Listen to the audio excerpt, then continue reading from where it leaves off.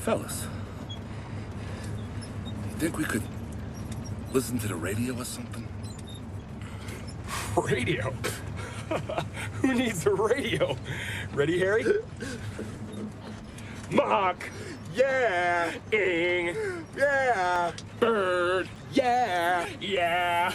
Yeah. Mockingbird, don't everybody have you heard? Have you heard? She's gonna buy me a mockingbird. And if that mockingbird don't sing, she's gonna buy me a diamond ring. And if that diamond ring. Zagmuk and Akitu were Mesopotamian New Year's festivals that ran for 12 days.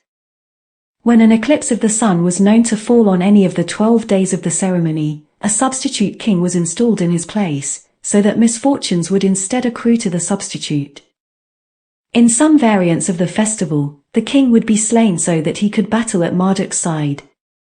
To spare their true king, the people installed a mock king, played by a criminal who was anointed and killed on the last day. Hey, Lloyd, look, there's some people who want to ride too. Pick 'em up!